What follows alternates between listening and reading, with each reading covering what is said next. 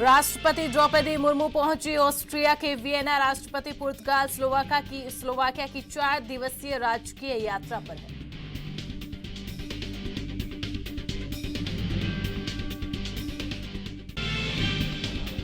America का बड़ा ऐलान, बुधवार रात 12 बजे से चीन पर लगेगा 104% टैरिफ। वहीं यूएस व्यापार प्रतिनिधि ग्रीर का दावा, टैरिफ कम करने के लिए भारत ने किया संपर्क। केंद्रीय मंत्री डॉक्टर जितेंद्र सिंह ने उधमपुर में हिमालय उच्च ऊंचाई वायुमंडलीय जलवायु अनुसंधान केंद्र का किया उद्घाटन।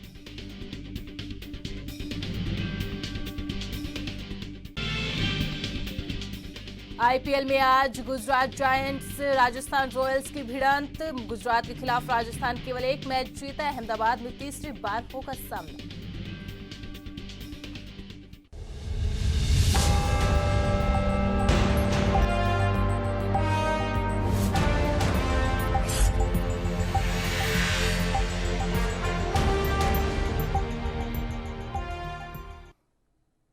नमस्कार, स्वागत है आप सभी का राजधानी लाइव बुलेटिन में। आपके साथ मैं हूं अमीषा यादव। शुरू करते हैं खबरों का सिलसिला। दिल्ली की जहरीली हवा से निपटने के लिए सरकार ने एक और बड़ा कदम उठाया है।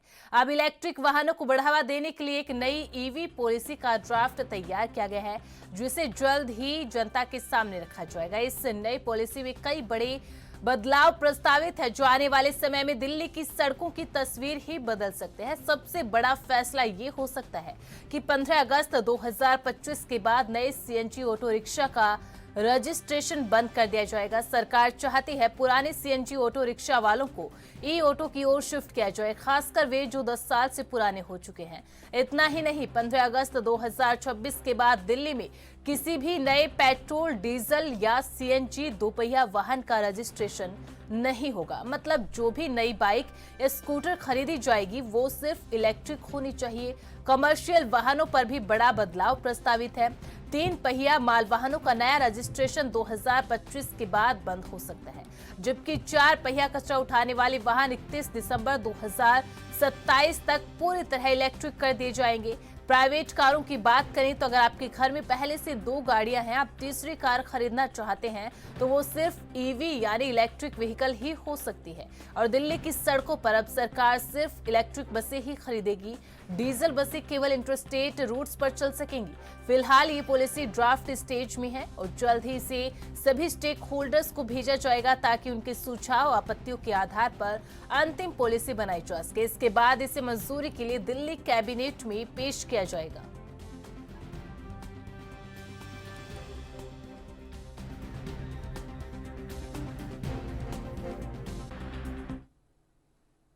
और इस खबर पर ज्यादा अपडेट के साथ हमारे संवाददाता राजीव तिवारी भी लाइव जुड़ चुके हैं।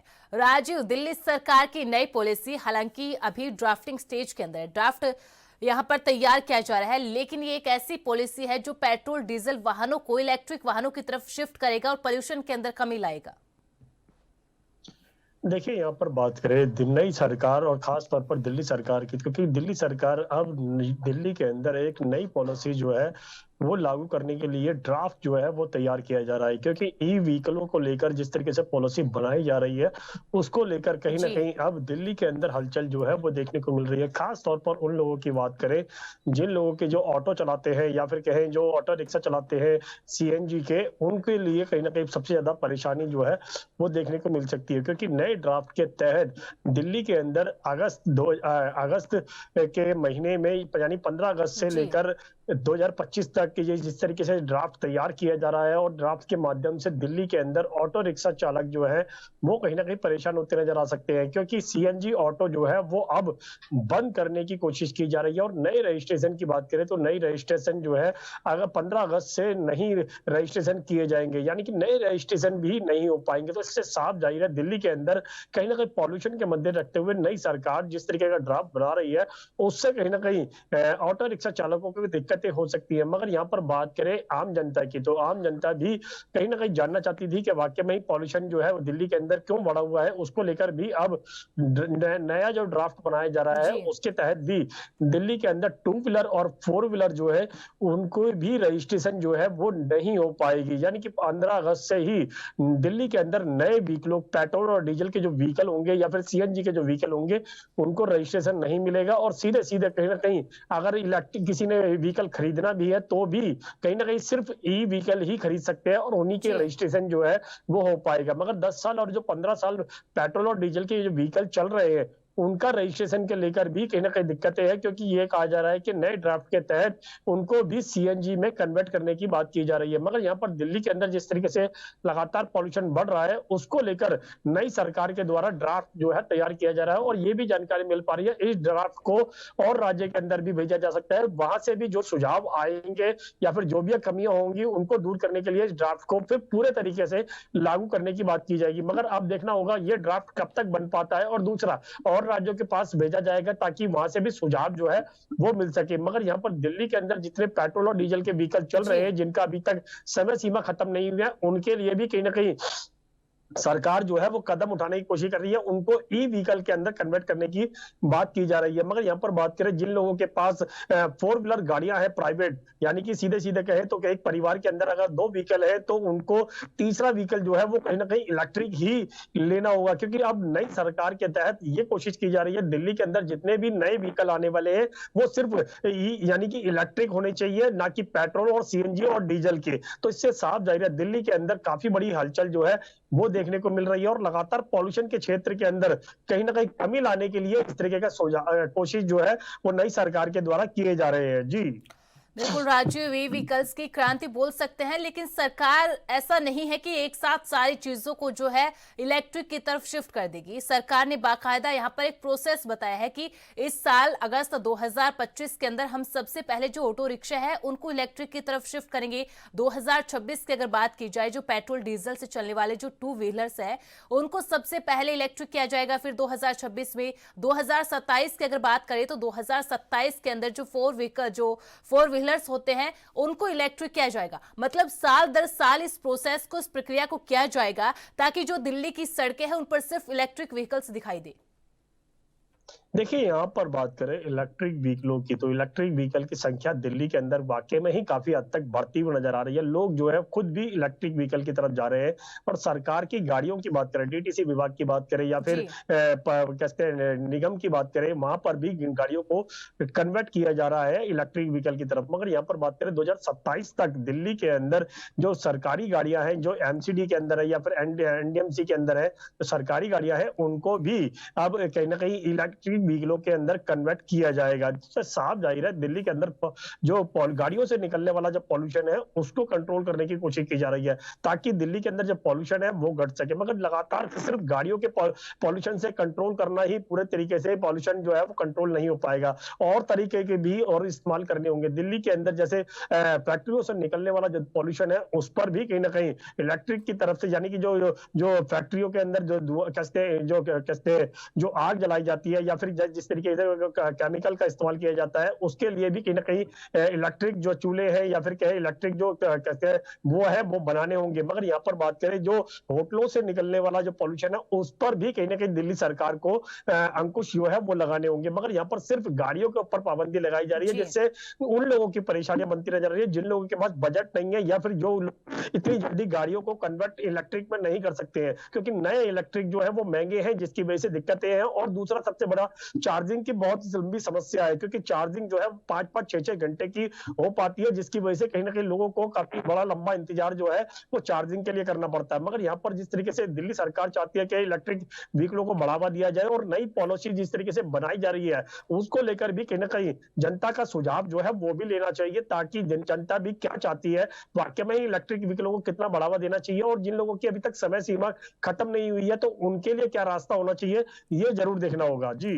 राजीव, देखिए चार्जिंग पॉइंट्स की भी बात करेंगे, बाकी चीज़ों की भी बात करेंगे, लेकिन जब दिल्ली सरकार अभी ड्राफ्टिंग स्टेज पर है और 15 अगस्त से इसको इम्प्लीमेंट करने की बात कर रही है, तो ऐसे में ड्राफ्ट कब तक तैयार किया जाएगा? फिर उसको स्टेक होल्डर्स के साथ चर्चा की जाएगी, कुछ अगर आपत्तियां उसमें के अंदर आती है तो उसमें सुधारात्मक कार्यवाही आगे की जाएगी, फिर उसको कैबिनेट से मंजूरी मिलेगी। तो इसमें पूरे प्रोसेस के अंदर कितना टाइम लग जाएगा? क्योंकि अगस्त में इस पूरी प्रोसेस को, इस पूरी प्रक्रिया को लागू कर दिया जाएगा, ऐसा सरकार की ओर से कहा जा रहा है। ड्राफ्ट तैयार किया जा रहा है, उसके अंदर भी कोशिश यही करनी चाहिए कि दिल्ली की जनता से भी सुझाव मांगे जाए। जी। तो जैसे पड़ोसी राज्यों से भी कहीं ना कहीं ये ड्राफ्ट जो है भेजा जाएगा, वहां से भी सुझाव लिए जाएंगे, तो इसी तरीके से जनता से भी सुझाव लिया जाए। दूसरा, यहाँ पर साल दर साल जो है वो कोशिश की जा रही है ताकि इलेक्ट्रिक की तरफ, जो इलेक्ट्रिक व्हीकलों की तरफ लोगों का रुझान जो है वो जा सके। दूसरा, यहाँ पर बात करें डीटीसी विभाग के अंदर भी अब नई बसें जो खरीदी जा रही हैं वो भी इलेक्ट्रिक खरीदी जा रही हैं। और यहाँ तक कि अब प्राइवेट सेक्टरों की बात करें या फिर ऑटो रिक्शा चालकों की बात करें, वहां पर भी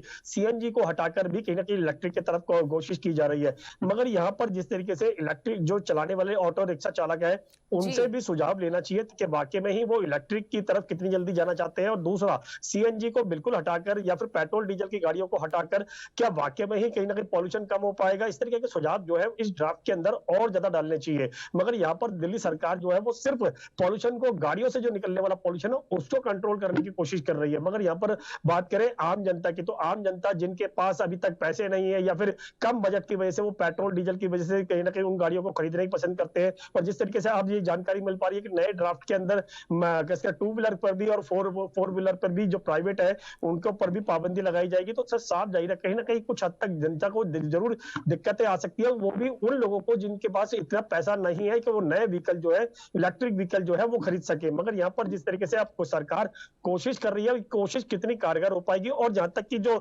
समय सीमा रखी गई थी, पहले 1 अप्रैल की सीमा रखी गई थी कि दिल्ली के अंदर जो पुरानी गाड़ियां हैं उनको हटाया जाए, 10 साल और 15 साल पुरानी गाड़ियों को। उसके लिए पेट्रोल और पेट्रोल पंप पर पाबंदियां बनाई गई थी कि पेट्रोल और डीजल जो है उनको नहीं मिलेगा। मगर अब सीएनजी के लिए भी कहीं ना कहीं पाबंदी बनाई जा रही है कि 15 अगस्त तक 2025 तक जो सीएनजी ऑटो रिक्शा चालक है उनको लिए भी ऑटो जो है वो हटाने की बात की जा रही है। नए रजिस्ट्रेशन जो है वो नहीं हो पाएंगे, पुराने को भी कहीं ना कहीं कन्वर्ट करने की बात की जा रही है। तो साफ जाहिर है कहीं ना कहीं दिल्ली सरकार जो है वो कोशिश अच्छी कर रही है, मगर कोशिश के साथ साथ जनता का भी सुझाव ले ताकि जनता को भी सुविधा मिल सके। जी राजू, देखिए हम आम जनता की बात करें कि आम जनता का सुझाव लेना चाहिए, क्योंकि जो मिडिल क्लास होता है उसके पास इतना अमाउंट नहीं होता है कि वो क्रेडिट कर्ज के और इलेक्ट्रिक वाहन खरीद सके। लेकिन यहाँ पर दिल्ली सरकार की बात करनी होगी। क्या दिल्ली सरकार इस एक नई पहल के लिए तैयार है? क्योंकि इसके लिए आपको जो कंप्लीट शिफ्टिंग करनी होगी वो डीजल पेट्रोल वाहनों से, सीएनजी वाहनों से इलेक्ट्रिक की तरफ करनी होगी। क्या इतना इंफ्रास्ट्रक्चर है कि पूरे दिल्ली के अंदर आप इलेक्ट्रिक बसों को, इलेक्ट्रिक गाड़ियों को दौड़ा दे? दूसरा, क्या दिल्ली सरकार इस चीज के लिए तैयार है कि आप हर 5 से 6 किलोमीटर के अंदर एक चार्जिंग पॉइंट बनवा पाए पूरी दिल्ली के अंदर? क्या दिल्ली सरकार के पास इतना बजट है कि जो डीटीसी की बसें हैं उनको पेट्रोल डीजल से कंप्लीट शिफ्ट कर दिया जाए इलेक्ट्रिक के अंदर? देखिए, यहाँ पर बात करें जिस तरीके से दिल्ली सरकार की, तो दिल्ली सरकार जिस तरीके से नई पॉलिसी यानी कि ईवी व्हीकल पॉलिसी जो बनाने वाली है उसको लेकर कहीं ना कहीं कोशिश देखने को मिल रही है। मगर यहाँ पर दिल्ली सरकार को समझना होगा कि हर 2 किलोमीटर या फिर 5 किलोमीटर के दायरे के अंदर ई चार्जिंग पॉइंट जो है वो होने चाहिए। मगर अभी तक दिल्ली के अंदर चार्जिंग पॉइंट जो है वो काफी दूरी पर है, यानी कि 5-5, 6-6, 7-7, 10-10 किलोमीटर की दूरी पर ई व्हीकल जो है वो ई चार्जिंग पॉइंट जो है वो बने हुए हैं। मगर अभी तक इतनी बड़ी संख्या नहीं है कि वहां पर अगर 10 गाड़ियों को एक साथ चार्ज करना पड़े तो उनके लिए चार्जिंग पॉइंट होना चाहिए। मगर यहाँ पर जिस तरीके से लगातार कोशिशें की जा रही है, इससे कहीं ना कहीं ये भी कोशिश करनी चाहिए कि चार्जिंग पॉइंट जो है वो जगह जगह होने चाहिए ताकि लोगों को दिक्कतें ना हो। दूसरा, यहाँ पर ऐसे स्थानों पर होने चाहिए जहां पर आसानी से लोग जो है वो चार्जिंग कर सके। मगर यहाँ पर जो समय सीमा है, यानी कि जो एक गाड़ी को चार्ज करने के लिए 4 से 5 घंटे का जो समय सीमा है उसको भी कहीं ना कहीं कम करना चाहिए। चाहे वो गाड़ी कंपनियों के द्वारा होना चाहिए या फिर जो सरकार के द्वारा ऐसी फास्ट चार्जिंग होनी चाहिए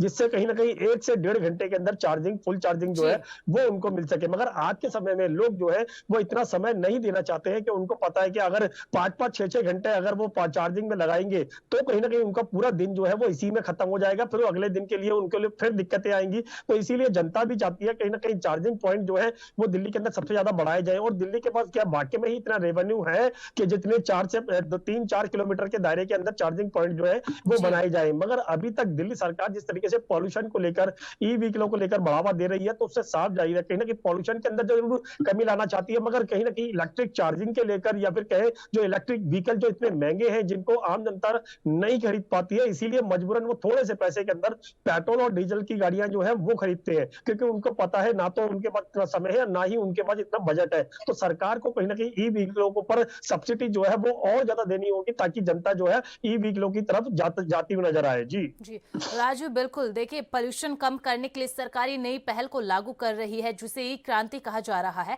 लेकिन जो इंटरस्टेट की बसें होंगी, जो दूसरे राज्यों की बसें होंगी, उसको तो अलाउड किया जाएगा। पेट्रोल डीजल की जो बसें होंगी वो तो आएंगी, लेकिन जैसे कि पोल्यूशन को कम करने के लिए पहले OD1 फॉर्मूले को भी लागू किया जाता था, लेकिन ये काफी होगा जो पोल्यूशन की बात करते हैं कम करने के लिए?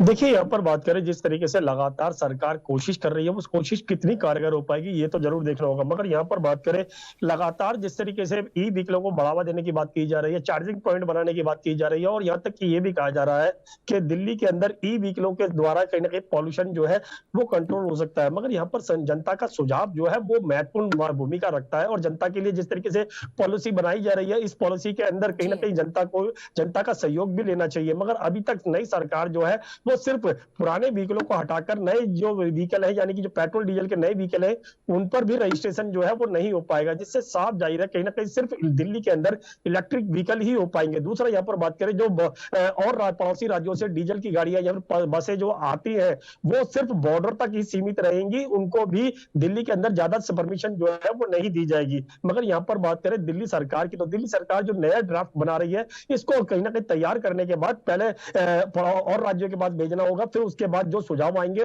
फिर उनके आधार पर ही इसको फाइनल किया जाएगा। मगर अभी तक जो जानकारी मिल पा रही है कि 15 अगस्त से कहीं ना कहीं दिल्ली के अंदर नए व्हीकलों को रजिस्ट्रेशन जो है वो नहीं मिल पाएगी, सिर्फ ई व्हीकल ही बढ़ावा दिया जाएगा। तो साफ जाहिर है कहीं ना कहीं सरकार की तरफ से कोशिश अच्छी की जा रही है, मगर जी सरकार को नए व्हीकलों पर या फिर क्या इलेक्ट्रिक व्हीकलों पर लोगों को और ज्यादा छूट देनी होगी, ताकि लोग जो है जो कम जिनके पास पैसे हैं वो कहीं ना कहीं इलेक्ट्रिक व्हीकलों को खरीद सके। जी बिल्कुल राजू, अब ये देखना होगा कि दिल्ली सरकार इस प्रोसेस के लिए कितनी तैयार है, कितनी तैयारी दिल्ली सरकार की है, कब तक ये ड्राफ्ट तैयार हो जाएगा, कब इसे मंजूरी मिलेगी। बहुत बहुत शुक्रिया राजू तमाम जानकारी के लिए।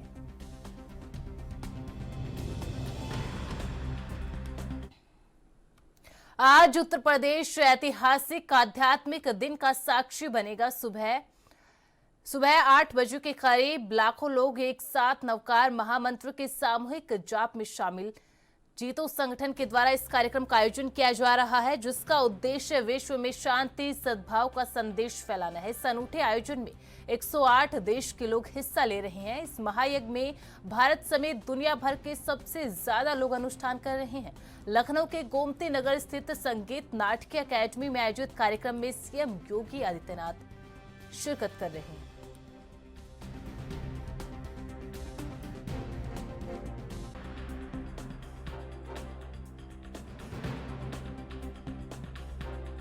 ज्यादा जानकारी के लिए रुक कर लेते हैं हमारे संवाददाता जितेंद्र चौहान का। जितेंद्र, जो ये नवकार महामंत्र है, क्या ये शुरू हो चुका है? मुख्यमंत्री योगी आदित्यनाथ पहुंच चुके हैं? देखिए, अब से कुछ देर बाद कार्यक्रम की शुरुआत हो जाएगी और ये कहा जाता है कि देश भर में शांति और सद्भाव का संदेश फैलाने के लिए नवोकार जो मंत्र है उसका कहीं न कहीं कार्यक्रम का आयोजन किया जा रहा है, और इसमें जैन समुदाय द्वारा ये कार्यक्रम पूरा किया जा रहा है। विश्व में शांति और सद्भावता फैलाने के लिए देश भर में ये मंत्र का जाप कराया जा रहा है, और इसी मंत्र के नाम पर आज महादिवस भी मनाने का काम किया जा रहा है। और पूरे देश भर में अलग अलग जगहों से लगभग 108 देशों के लोग जुड़ेंगे, और कहीं न कहीं इस मंत्र को जाप शुरू होगा, क्योंकि सुबह 8 बजे का समय था और कार्यक्रम का शुरुआत जो हो चुकी है, और अब से कुछ ही क्षणों में सीएम योगी आदित्यनाथ मंच पे पहुंचेंगे। उत्तर प्रदेश सरकार में पूर्व मंत्री विधान परिषद सदस्य महेंद्र सिंह पहुंच चुके हैं, और तमाम लोग जो अलग अलग समुदाय से आते हैं, जैन समुदाय से आते हैं, विश्व में शांति फैलाने के लिए, सद्भावना फैलाने के लिए इस मंत्र का जाप शुरू कर चुके हैं। और एक तरह से लखनऊ के गोमती नगर स्थित संगीत नाट्य अकेडमी में कार्यक्रम रखा गया है, और कार्यक्रम में बड़ी संख्या में लोग, महिला पुरुष सभी मौजूद हैं, और जो नवोकार मंत्र है, नवकार मंत्र है, उसको कहीं ना कहीं सामूहिक रूप से करने का काम कर रहे हैं। जी बिल्कुल जितेंद्र, देखिए दिल्ली के राजभवन में भी नवकार महामंत्र का आज आयोजन किया जा रहा है जिसमें प्रधानमंत्री शिरकत करने वाले हैं। अगर बात करें उत्तर प्रदेश की, कुछ ही देर में मुख्यमंत्री पहुंच जाएंगे। कब तक ये जो है महामंत्री महायज्ञ चलेगा? और आप जैसा कि बता रहे कि बड़ी संख्या में लोग पहुंचे, 108 देशों के लोग भी इसमें शामिल हो रहे हैं, तो उसके तहत किस तरीके के इंतजाम वहां पर है, चूंकि जैसे जैसे दिन बढ़ेगा वैसे वैसे गर्मी भी बढ़ती जाएगी? देखिए, ये तो फाउंडेशन है और ये जैन समुदाय का फाउंडेशन है और इसमें बड़ी संख्या में लोग पहुंचे हैं और देश में सद्भावना और शांति और जो सौहार्द की भावना है उसको लेकर कहीं ना कहीं मंत्र का जप किया जा रहा है।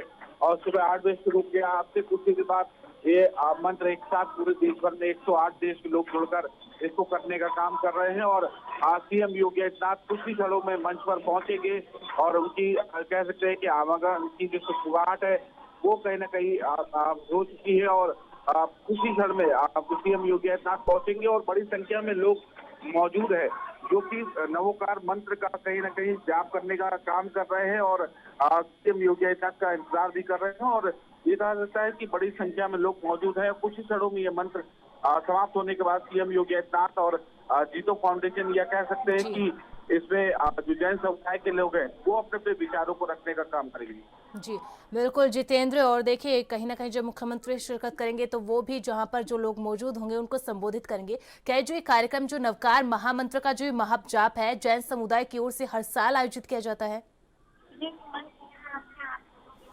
देखिए, अपने कह सकते हैं कि सद्भावना और कहीं ना कहीं सद्भाव जो सौहार्द है उसको लेकर ये मंत्र का जाप किया जा रहा है और माना जा रहा है कि बताया जिस तरह से जा रहा है फाउंडेशन के लोगों से जो भी मंत्र बने हैं दुनिया भर में, इन्हीं मंत्र के माध्यम से इसकी शुरुआत हुई थी, मंत्रों के माध्यम से और नए मंत्र बने हैं और कहीं ना कहीं देश में सद्भावना और शांति बनाने वाला एक मंत्र है जो लोगों को मार्ग में शांति और कहीं ना कहीं सद्भावना देने का काम करेगा। जी बहुत बहुत शुक्रिया जितेंद्र तमाम जानकारी के लिए।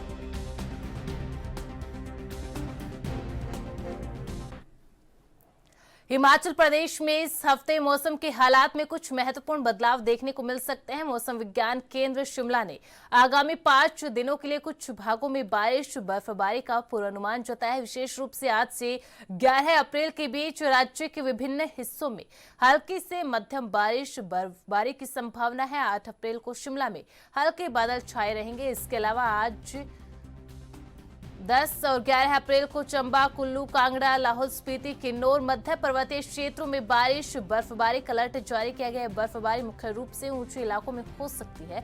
राज्य के निचले पर्वतीय क्षेत्र, मैदानी इलाकों में 10, 11 और 12 अप्रैल को हल्की बारिश की संभावना है। इसके साथ ही मौसम विशेषज्ञों के अनुसार 13 अप्रैल से पूरे प्रदेश में मौसम साफ रहने का पूर्वानुमान जताया गया है।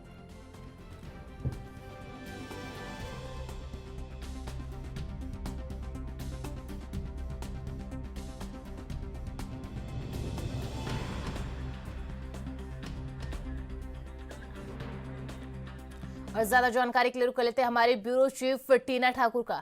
टीना जी, सबसे पहले तो इस वक्त हिमाचल प्रदेश का टेम्परेचर क्या है, आज का मौसम कैसा है? देखिए, आज के अगर मौसम की बात करें, कल से जो है लगातार जो बादल है वो छाए हुए हैं। हालांकि बहुत ज्यादा ठंड नहीं है, लेकिन फिर भी जो तापमान है, तापमान में हल्की सी गिरावट यहाँ पे दर्ज की जा रही है। लेकिन अगर मौसम विभाग की माने तो पिछले कल भी यहाँ पे बादल छाए हुए थे और आज से जो है मौसम 9 से 11 अप्रैल के बीच जो राज्य के विभिन्न हिस्से हैं वहां पे मौसम विभाग कह रहा है कि हल्की से मध्यम बारिश और बर्फबारी की संभावना जताई है। और जो राज्य के जो लाहौल स्पीति है और चंबा के ऊंचे इलाके हैं वहां पे हल्की बर्फबारी की उम्मीद आज के और कल के लिए जो है वो बताई गई है।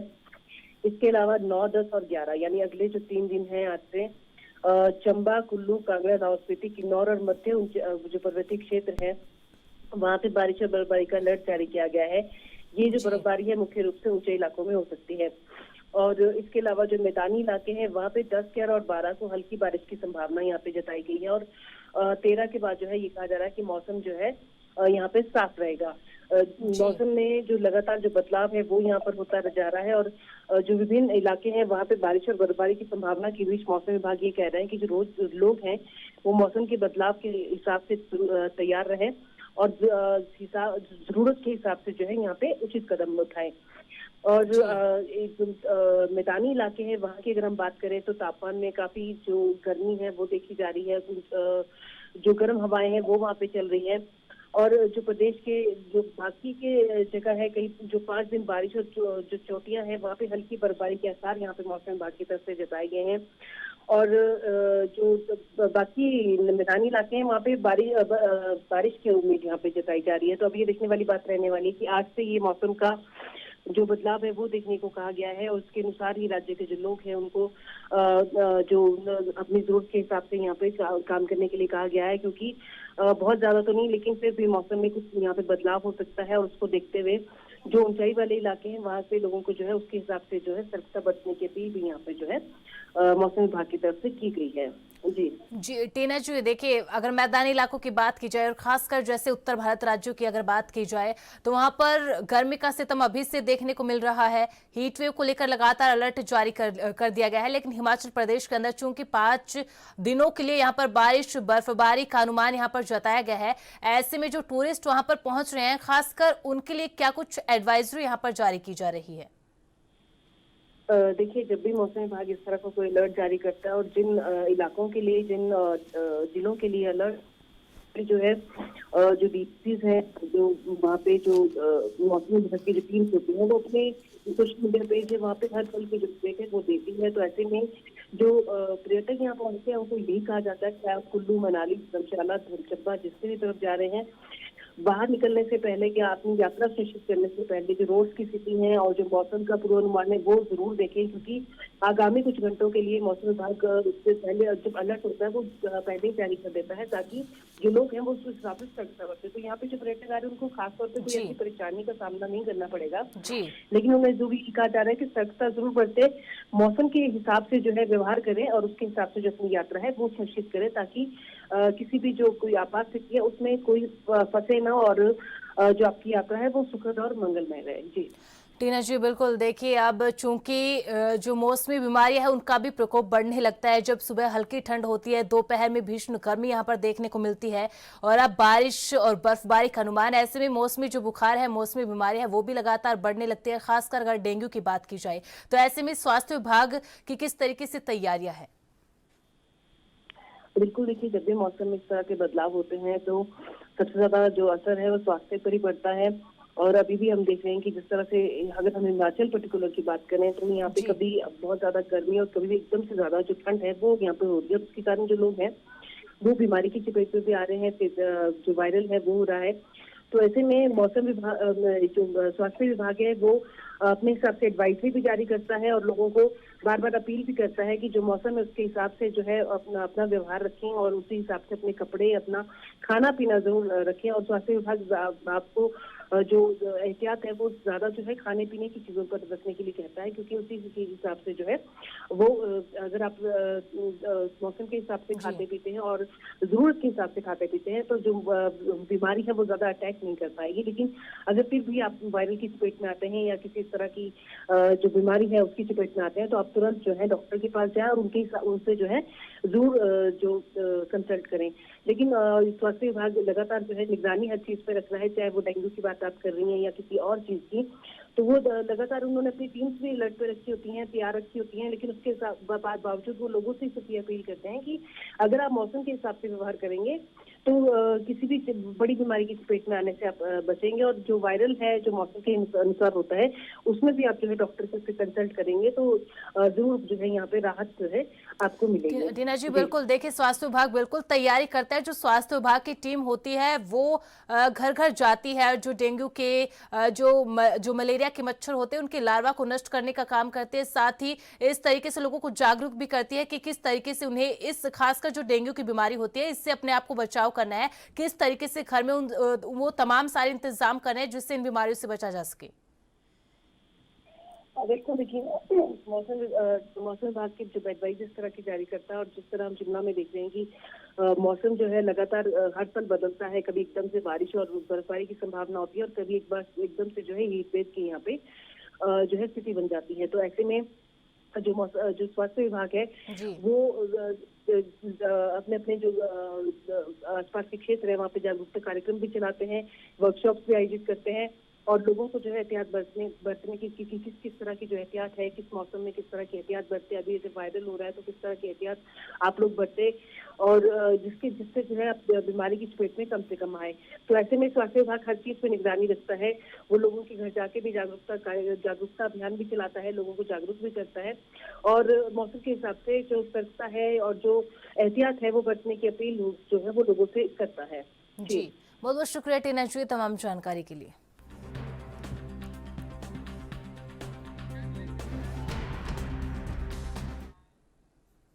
खबरों का सिलसिला यूं ही जारी रहेगा, रुकते एक छोटे से ब्रेक के लिए।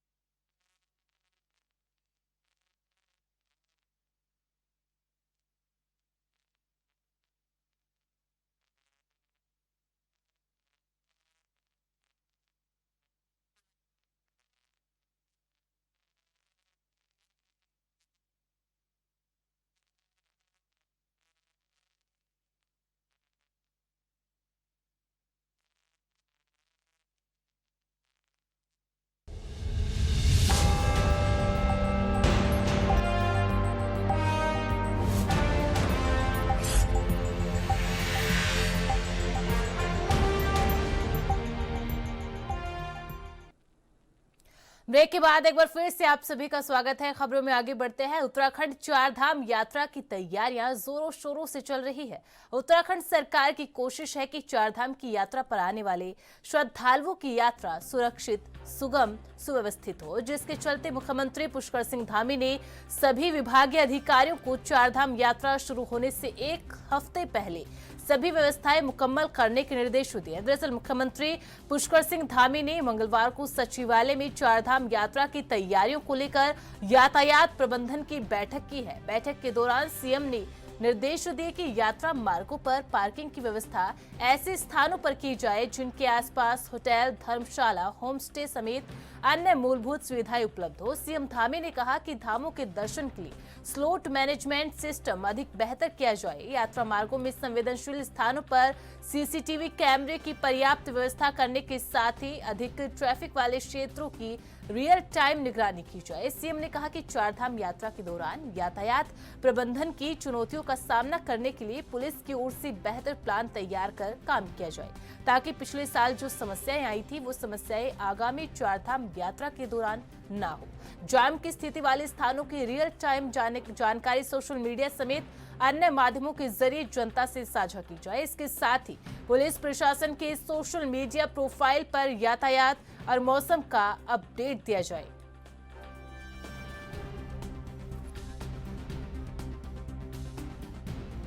और ज्यादा जानकारी के लिए रुक कर लेते हैं हमारे संवाददाता अभिनव नायक का। अभिनव, इस वक्त उत्तराखंड में चार धाम की जो यात्रा है 23 अप्रैल से जिसका आगाज होगा, उसको लेकर लगातार हर एक विभाग अपने लेवल पर तैयारी करने में जुटा है। और जो मुख्यमंत्री पुष्कर सिंह धामी है, हर एक विभाग के साथ अलग अलग बैठकें करके उनको दिशा निर्देश भी दे रहे कि किस तरीके से सारी चीजें करनी है और पिछले साल जो खामियां रह गई थी उनसे अब की बार किस तरह से पार पाना है।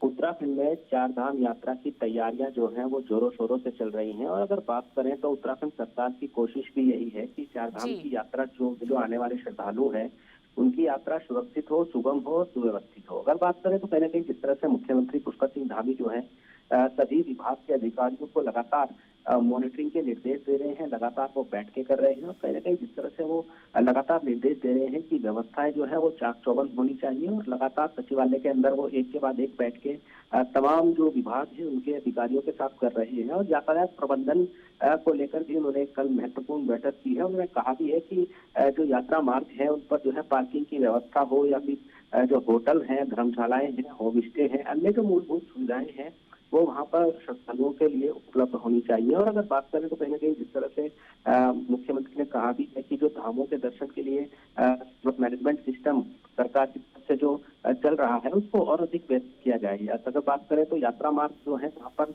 संवेदनशील स्थान भी कहीं ना कहीं देखने को मिलते हैं, तो वहाँ पर जो है सीसीटीवी कैमरों की पर्याप्त व्यवस्था भी करने के साथ इन्होंने निर्देश दिए हैं। और ट्रैफिक मैनेजमेंट को भी जो है बेहतर संचालन के निर्देश उन्होंने जारी किए हैं और रियल टाइम निगरानी साथ ही साथ करने के अधिकारियों को निर्देश जारी किए हैं। और बात करें तो चार धाम में जो है यातायात प्रबंधन कहीं ना कहीं चुनौतियां बनता है, तो उससे निपटने के जो है उन्होंने पुलिस को और प्लान तैयार करने के बारे में निर्देश दिए हैं। जी अमीषा। बिल्कुल अभिनव, और जो यातायात की कल जब मीटिंग मुख्यमंत्री पुष्कर सिंह धामी ने जब ये मीटिंग ली तो तमाम दिशा निर्देश दिए, लेकिन सिर्फ अगर यातायात से संबंधित चीजों पर बात की जाए चारधाम यात्रा को लेकर तो जो ट्रांसपोर्ट की बसें हैं राज्य सरकार की उनका किस तरीके से संचालन होगा, कितने पार्किंग स्थल बनाए गए हैं चारधाम यात्रा तक जाने वाले रूट पर, किस तरीके से सीसीटीवी कैमरे लगाए गए हैं, क्या इंतजाम यातायात की ओर से इन सभी चीजों को लेकर किया गया है। अगर बात करें अमीषा कहीं ना कहीं जिस तरह से चार धाम यात्रा भी जो है संवेदनशील है और संवेदनशील ही चार धाम यात्रा के मार्ग है, तो ऐसे में तो बात करें तो कहीं ना कहीं जो सड़कें टूटी फूटी हैं उनको 15 दिन के अंदर भरने के निर्देश मुख्यमंत्री ने सभी जिलाधिकारियों को दिए हैं। और अगर बात करें तो कहीं ना कहीं जो स्लॉट मैनेजमेंट सिस्टम है उसी के तहत जो यहाँ पर श्रद्धालु आएंगे उसी के तहत उनको आगे भेजा जाएगा। और जितने भी मूलभूत सुविधाएं हैं, खासकर अगर बात करें तो पार्किंग की या फिर सीसीटीवी कैमरों की, तो उस पर जो है अभी काम चल रहा है। 30 अप्रैल से जो है चार धाम यात्रा उत्तराखंड के अंदर शुरू होने वाली है और मुख्यमंत्री तमाम विभागों के अधिकारियों के साथ एक के बाद एक बैठ के सचिवालय के अंदर कर रही है। ऐसे में माना जा सकता है कि मुख्यमंत्री पूरे गंभीर है, क्योंकि चार धाम यात्रा उत्तराखंड राज्य की लाइफलाइन है और इससे काफी चीजें जो है जुड़ी हुई है और लगभग 6 महीने यह यात्रा चलती है। देश विदेश के श्रद्धालु चार धाम यात्रा में हर वर्ष आते हैं और इस बार उम्मीद भी जताई जा रही है कि जो चार धाम यात्रा में आने वाले श्रद्धालु हैं वो पिछले वर्ष से कई ज्यादा। जी अभिनव, बिल्कुल कल आपसे चर्चा कर रहे थे इस पूरी चार धाम यात्रा की तैयारियों को लेकर, जहां पर मुख्यमंत्री ने जिक्र किया था कि जो पिछली बार जो आपदा आई थी अब की बार कोशिश करेंगे कि उस तरीके की सिचुएशन को किस तरीके से टैकल किया जाए। और कल ही इस मीटिंग के अंदर सीएम धामी ने निर्देश दिया है यात्रियों की सुविधा के लिए कि जो भी मौसम विभाग का जो अपडेट होगा या यातायात से रिलेटेड कोई भी अपडेट होगा तो वो सोशल मीडिया प्रोफाइल पर जल्द से जल्द यात्रियों तक पहुंचा दिया जाए। ऐसे निर्देश भी मुख्यमंत्री धामी की ओर से दिए गए हैं। बिल्कुल, अगर बात करें तो कहीं ना कहीं जिस तरह से ट्रैफिक मैनेजमेंट को लेकर लगातार काम चल रहा है और आपदाओं को स्थिति पर भी निपटने के लिए मुख्यमंत्री लगातार सजग नजर आ रहे हैं। उन्होंने जो है आपदा के अधिकारियों को भी अलर्ट मोड पर रहने के निर्देश दिए हैं, क्योंकि पिछले वर्ष जो है आपदा केदारनाथ में आ गई थी, तो कहीं ना कहीं जो कमियां पिछले वर्ष रही थी अब वो कमियां दोबारा से रिपीट ना हो, ऐसा मुख्यमंत्री ने सभी अधिकारियों को निर्देश दिए हैं। उन्होंने कहा भी है कि अगर कोई आपदा आती है तो तुरंत वहाँ पर आपदा मित्र और रेस्पॉन्स टीम पहुंचकर स्थिति को जो है संभाले और जल्द से जल्द जो है वहाँ पर राहत कार्य करे, क्योंकि उत्तराखंड जो है वो एक पहाड़ी राज्य है और यहाँ पर जो है तमाम तरह की आपदाएं चाहे वो छोटी हो या बड़ी हो कभी भी आ सकती है। तो ऐसे में जो है इसको हल्के में ना लेके मुख्यमंत्री ने जो है सभी अधिकारियों को, चाहे वो आपदा के अधिकारी हो, पुलिस के हो, एनडीआरएफ, एसडीआरएफ, सभी को जो है अलर्ट मोड पर रहने के निर्देश दिए हैं।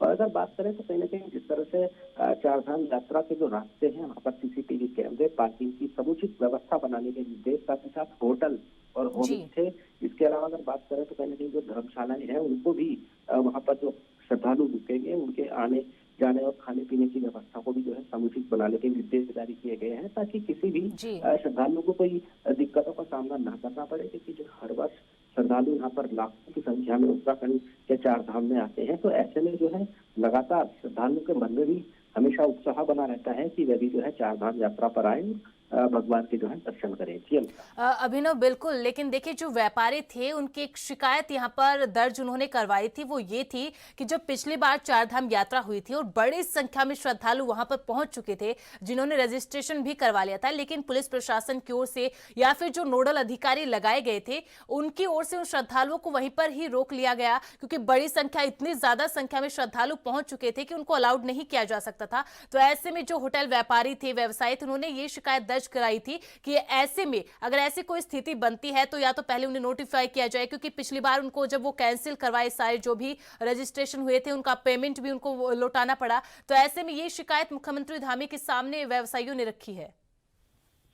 अगर बात करें तो कहीं ना कहीं जिस तरह से 4 धाम यात्रा जो है देश विदेश के श्रद्धालु यहाँ पर उमड़ते हैं, तो ऐसे में अगर भीड़ कई बार बढ़ जाती है तो उसको जो है श्रद्धालुओं को नीचे रोकना उनकी जिम्मेदारी है, ताकि कोई भी अप्रिय घटना वहाँ पर ना घटे। ऐसे में अगर बात करें तो जो होटल कारोबारी है या फिर जो अन्य ढाबा संचालक है, उनका कहीं ना कहीं ये कहना था कि लगातार जिस तरह से यहाँ पर भीड़ बढ़ रही है, तो जैसे माना जा सकता है कि लगातार जो सरकार है वो किसी भी जो है खतरे से जो है निपटने के लिए पूरी तरह सक्षम है। और अगर बात करें तो श्रद्धालु की संख्या जो लगातार उत्तराखंड के 4 धाम यात्रा में आती है, तो कहीं ना कहीं जो भीड़ बढ़ती है उसको नियंत्रण करने के लिए भी वहाँ पर सारी टीमें लगाई जाती हैं, ताकि श्रद्धालुओं को जो है बारी बारी से और रजिस्ट्रेशन के माध्यम से जो है धामों के दर्शन के लिए अलग अलग टोलियों में अंदर भेजा जा सकता है। ऐसा भी मान के चल सकते हैं कि लगातार उत्तराखंड सरकार हो या फिर अन्य उत्तराखंड सरकार के जो विभाग हैं, वो सभी जो है 4 धाम यात्रा की 30 अप्रैल से जो शुरू हो रही है उसकी तैयारियों में जुटे हुए हैं। और इस बार की 4 धाम यात्रा जिस तरह से मुख्यमंत्री भी लगातार कह रहे हैं कि पिछले कई वर्षों से जो है इस बार अलग होने चली है। जी बहुत बहुत शुक्रिया अभिनव, तमाम जानकारी के लिए, अपडेट के लिए।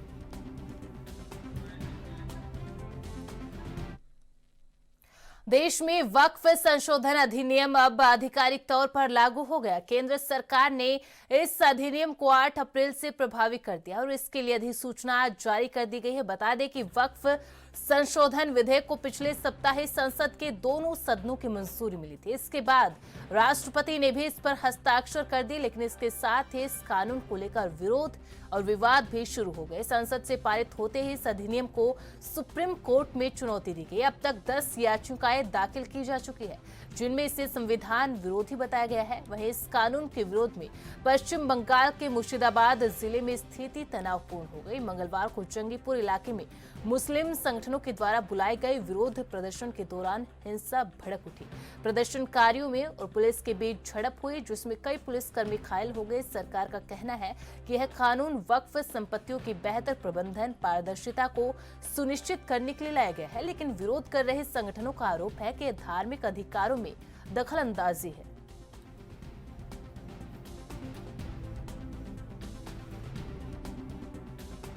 तो देश भर में वक्फ संशोधन अधिनियम को लेकर लगातार विरोध देखने को मिल रहा है, प्रदर्शन देखने को मिल रहे हैं।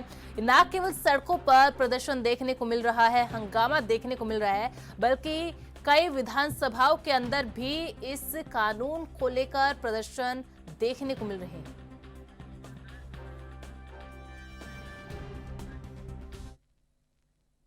और ज्यादा जानकारी के लिए रुक लेते हमारे संवाददाता अंबुज उपाध्याय का। अंबुज, देखिए, लगातार वक्फ बिल को लेकर जब से इसकी चर्चा हुई, जेपीसी की कमेटी बनी, उसमें भी काफी हंगामा देखने को मिला, सड़कों पर प्रदर्शन देखने को मिला। संसद के अंदर, दोनों सदनों के अंदर लंबी लंबी बहसें चली। उसके बाद राष्ट्रपति ने साइन किए। अब नोटिफिकेशन भी जारी हो चुका है, कानून बन चुका है, लेकिन उसके बावजूद देश भर से जो खबरें सामने आ रही है वक्फ बिल के विरोध में, जिस तरह से प्रदर्शन किया जा रहा है, जिस तरह से हंगामा किया जा रहा है। जी अमित शाह जी, बिल्कुल जिस तरीके से बात की जाए वक्त संशोधन बिल को लेकर के जी। लोकसभा और राज्यसभा में लंबी चर्चा के बाद, उससे पहले जेपीसी में भी काफी इसको लेकर के बैठकें हुई, सभी दल के वहाँ नेता मौजूद थे। इसके बाद में जो भी सुझाव विपक्ष की तरफ से दिए गए वक्त संशोधन बिल में, उनको ऐसा सरकार का मानना है उनको रखा गया है। उसके बाद लोकसभा में इसको पास किया जाता है, राज्यसभा में पास किया जाता है, राष्ट्रपति की मंजूरी मिलती है और 8 अप्रैल को इसे एक तरीके से कानूनी तौर से इसे देश के लिए सुपुर्द कर दिया जाता है। केंद्र सरकार की तरफ से इसे मान्यता दे दी जाती है कि 8 अप्रैल से यह वक्फ संशोधन बिल जी। जो नियम बना है वो लागू होगा। जिसको लेकर के अगर बात की जाए तो पूरे देश में, चाहे वो झारखंड हो, चाहे वो पश्चिम बंगाल हो, जगह जगह पर इसको लेकर के प्रदर्शन किए जा रहे हैं। अगर पश्चिम बंगाल की बात की जाए तो कल मुर्शिदाबाद में जो प्रदर्शन हुआ वो हिंसक भी हो गया, जिसमें 8 पुलिसकर्मियों को चोटें भी आई है और कुछ आगजनी की भी घटनाएं सामने आई हैं। तो ऐसे में जिसको लेकर के यही कहा जा रहा है कि वक्फ संशोधन बिल को लेकर के विपक्ष के साथ साथ मुस्लिम समुदाय के कुछ जो लोग हैं, चाहे वो संगठन है, मुस्लिम संगठनों के लोगों ने इसका विरोध दर्ज कराना शुरू कर दिया है। वहीं अगर सुप्रीम जी। कोर्ट की बात की जाए तो सुप्रीम कोर्ट में अब तक 15 याचिकाएं दाखिल हो चुकी हैं, जिसमें धार्मिक स्वतंत्रता और धार्मिक प्रबंधन को लेकर के धारा आर्टिकल 25 और 26 का हवाला दिया गया है। उन सभी उसमें चाहे वो असदुद्दीन ओवैसी हो, उसके अलावा इमरान प्रतापगढ़ी हो और उसके अलावा आम आदमी पार्टी के अमानतुल्लाह के साथ साथ तमाम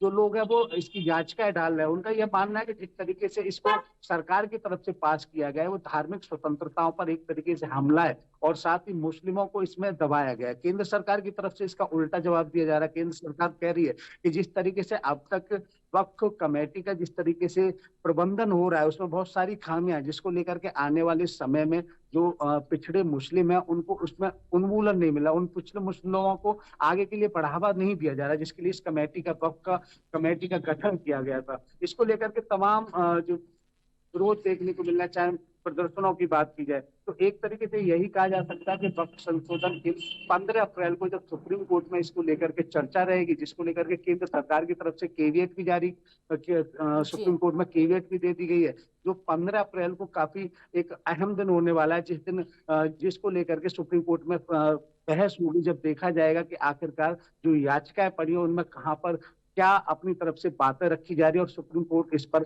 बात रखेगा। जी बिल्कुल बिल्कुल अंबोज, देखिए सुप्रीम कोर्ट के अंदर याचिकाएं दायर तो कर दी गई है। 15 अप्रैल को जब जिरह होगी तब देखना होगा क्या कुछ पक्ष और विपक्ष में कहा जाता है। लेकिन इसके विरोध की बात करते हैं। देखिए दोनों सदनों में इसको पास करवाया गया और केंद्रीय गृह मंत्री अमित शाह ने सीधा कहा था कि संसद के अंदर ये कानून बना है तो सबके लिए बाध्य होगा, सबको मानना होगा। लेकिन पश्चिम बंगाल में जिस तरीके से कल हिंसक प्रदर्शन देखने को मिला, बड़ी संख्या में पुलिसकर्मी घायल हुए। अगर जम्मू कश्मीर विधानसभा की बात करें तो विधानसभा के अंदर ही जो स्थगन प्रस्ताव लाया गया था एनसी की ओर से, उसके बाद वहां पर तमाम विधायकों के अंदर भी झड़प देखने को मिली, हाथापाई तक की कल नौबत आ गई थी।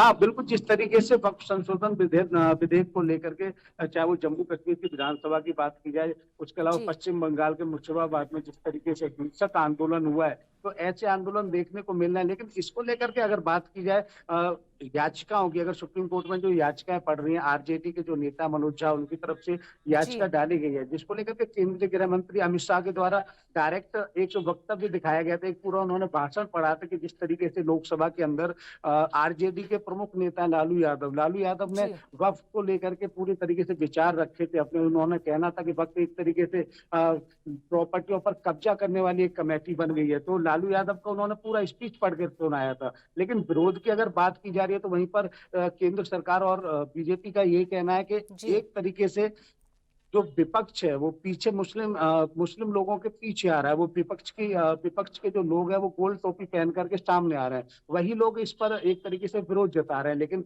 आम मुसलमान की बात की जाए तो आम मुसलमान, केंद्र सरकार का ऐसा मानना है कि आम मुसलमानों को वक्फ संशोधन विधेयक में जो भी बदलाव किए गए हैं उनको लेकर के आम मुसलमानों में एक धार्मिक सद्भाव की बात आई है और उनको ऐसा मानना है कि आने वाले समय में जो पिछड़े मुस्लिम हैं जिनकी ये केंद्र सरकार बात कर रही है, उनको आने वाले समय में एक वक्फ संशोधन विधेयक से काफी फायदा देखने को मिलेगा। जी बिल्कुल अंबुज, और ये भी देखना होगा कि 15 अप्रैल को जब सुप्रीम कोर्ट के अंदर इस पर सुनवाई होगी तो क्या कुछ रहेगा। बहुत बहुत शुक्रिया अंबुज तमाम जानकारी के लिए।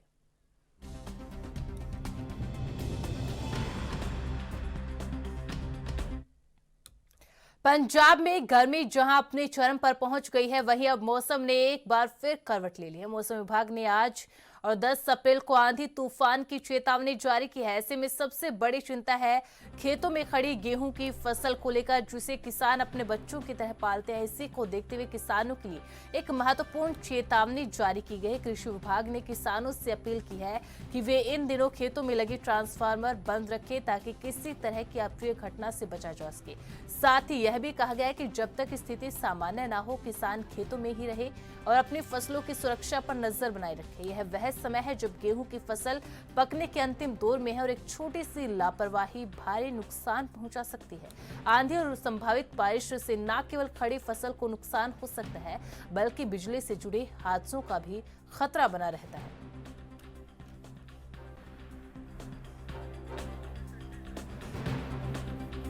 और ज्यादा जानकारी के लिए रुक कर लेते हैं हमारे संवाददाता अमित सेठी का। अमित, मौसम विभाग को लेकर क्या कुछ जानकारी आपके पास है? क्या कुछ चेतावनी यहाँ पर जारी की गई है? अगर आज के टेम्परेचर की बात की जाए तो कितना है? बिल्कुल, अगर मौसम विभाग की बात करें बिल्कुल साफ तौर पर मौसम विभाग ने और 9 और 10 तारीख का जो है खासकर येलो अलर्ट जो है चंडीगढ़ और पंजाब के एरिया में जो है बिल्कुल साफ तौर से कहा है। और हीट वेव जो है उसका भी जो है बताया कि हीट वेव जो है काफी ज्यादा जो है देखने को मिलेंगे। तो बिल्कुल कह सकते हैं कि बिल्कुल कल भी जो है काफी गर्म दिन जो है रहा था। और अगर तापमान की बात करें तो तापमान कल जो है अपना दिन के समय जो है 48 से 40 डिग्री के आसपास देखने को मिल रहा था। बिल्कुल कह सकते हैं कि गर्मी जो है अब जो है शुरू हो गई है और मौसम विभाग की तरफ से भी अलर्ट जारी किया। जी, बहुत बहुत शुक्रिया अमित तमाम जानकारी के लिए।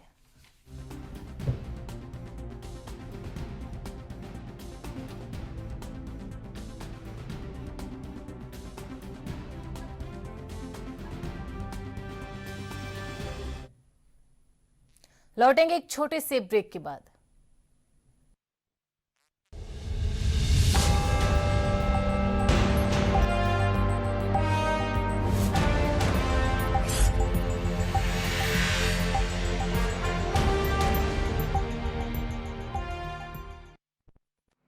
भाइयों बहनों, इस शरीर का जन्म गुजरात में हुआ, जहां हर गली में जैन धर्म का प्रभाव दिखता है।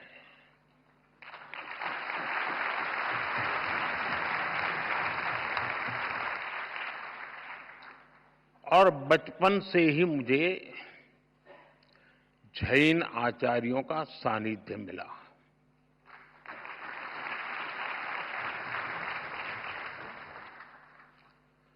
साथियों, नवकार महामंत्र सिर्फ मंत्र नहीं है, ये हमारी आस्था का केंद्र है।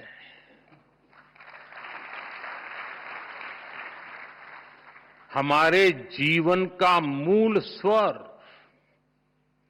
और इसका महत्व सिर्फ आध्यात्मिक नहीं है, ये स्वयं से लेकर समाज तक सबको राह दिखाता है। जन से जग तक की यात्रा है। इस मंत्र का प्रत्येक पद ही नहीं, प्रत्येक अक्षर भी अपने आप में एक मंत्र है।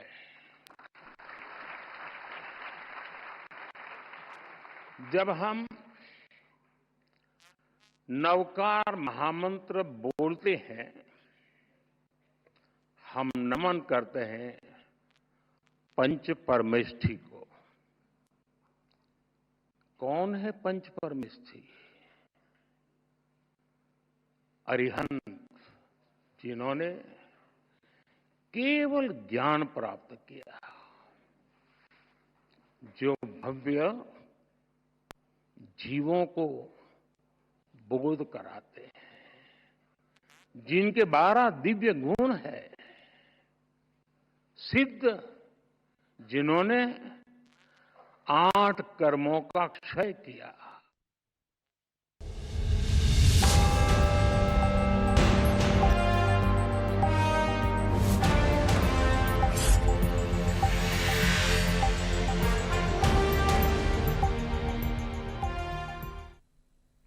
ब्रेक के बाद स्वागत है आप सभी का। खबरों में आगे बढ़ते हैं। बिहार में बहार है, नीतीश कुमार है, ये नारा सिर्फ बिहार ही नहीं देश भर में गूंजता रहा। लेकिन अब बिहार की जमीनी हकीकत कुछ और ही तस्वीर दिखा रही है। राज्य में बढ़ती आपराधिक घटनाएं, नेताओं पर हो रहे हमले नीतीश कुमार के सुशासन पर गंभीर सवाल खड़े कर रहे हैं। बीते दिनों कांग्रेस के सांसद पर हमला हुआ था। अब सीवान में बीजेपी के सांसद के साथ जिला प्रशासन पर हमला हुआ है। ऐसे में ये कहना गलत नहीं होगा कि बिहार में अपराधियों की बहार है और नीतीश कुमार है। सवाल यह है कि आम लोगों की सुरक्षा तो दूर, अब तो जनप्रतिनिधि भी खुद को असुरक्षित महसूस कर रहे हैं। सरकार का दावा है कि उन्होंने बिहार को जंगल राज से बाहर निकालकर सुशासन का राज स्थापित किया है, लेकिन विपक्ष सरकार को कानून व्यवस्था के मोर्चे पर फेल बताते हुए चौतरफा घेरने में जुटा है। विपक्ष से नीतीश सरकार की नाकामी करार दे रहा है।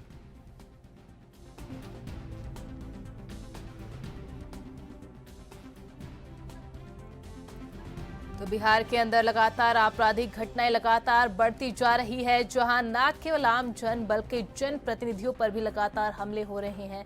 चाहे कांग्रेस के जनप्रतिनिधियों, बीजेपी के जनप्रतिनिधियों, कल ही बीजेपी के सांसद और जिला प्रशासन भी एक हमला हुआ। तो लगातार बिहार के अंदर कानून व्यवस्था को लेकर सवाल खड़े होते हुए नजर आ रहे हैं। विपक्ष कानून व्यवस्था के मुद्दे पर लगातार नीतीश सरकार को घेरता हुआ नजर आ रहा है।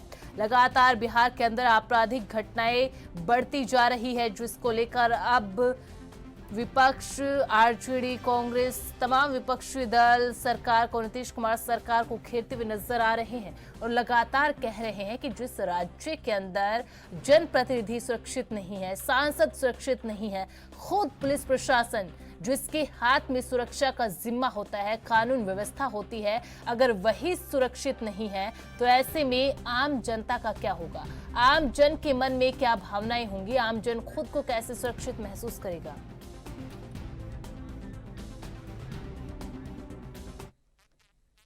और ज्यादा जानकारी के लिए रुक लेते हैं हमारे ब्यूरो चीफ सुरजीत कुमार का। सुरजीत जी, देखिए, नीतीश कुमार को सुशासन बाबू भी कहा जाता है। कहा जाता है कि नीतीश कुमार ने जिस तरीके का सुशासन लाया है, जिस तरीके की कानून व्यवस्था की है, इसीलिए उनको सुशासन बाबू कहा गया है। लेकिन सुशासन बाबू के शासन के अंदर बिहार के अंदर किस तरीके से आपराधिक घटनाएं लगातार बढ़ती जा रही है? आम जन तो छोड़िए, सांसद तक सुरक्षित नहीं है। जिला प्रशासन, पुलिस प्रशासन जिसके हाथ में सुरक्षा की जिम्मेदारी होती है, वो खुद ही सुरक्षित नहीं है।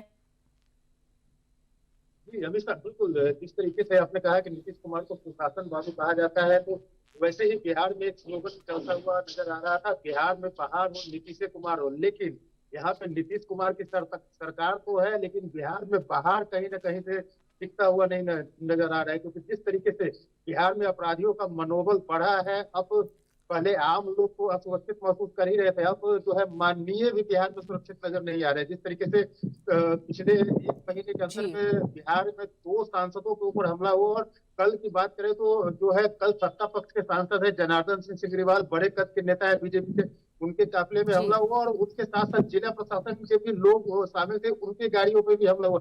निश्चित तौर पे बिहार में जो है कानून व्यवस्था चरमराती हुई नजर आ रही है, और सुशासन बाबू के इकबाल पे कहीं न कहीं से सवाल उठता हुआ नजर आ रहा है। जी अमीषा। बिल्कुल सुरजीत जी, और देखिए, कानून व्यवस्था को लेकर तो लगातार विपक्ष भी केंद्र, जो राज्य सरकार है, नीतीश कुमार सरकार है, उसको घेरता हुआ नजर आ रहा है। और ये हकीकत भी है, क्योंकि बिहार के अंदर आप देख लीजिए, राजधानी पटना को ही देख लीजिए, किस तरीके से वहां पर भी आए दिन आपराधिक घटनाएं सामने आती है। जी अमीषा, बिल्कुल, जिस तरीके से बिहार में इस पर चुनाव होना है, और चुनाव का सबसे अहम मुद्दा कानून व्यवस्था बनने जा रहा है। जिस तरीके से राजधानी पटना की बात करें या फिर बिहार के अन्य जो जिला है उनकी बात करें, कानून व्यवस्था बिल्कुल चरमराई हुई है। और बिल्कुल सुरजीत जी, बिल्कुल कानून व्यवस्था बेहद चरमराई हुई है, जनप्रतिनिधि खुद ही सुरक्षित नहीं है, तो आम जन का क्या होगा, ये सोचने वाली बात। बहुत बहुत शुक्रिया सुरजीत जी तमाम जानकारी के लिए। बुलेटिन में मेरे साथ फिलहाल इतना ही। आप बने रहे एएनबी न्यूज के साथ। नमस्कार।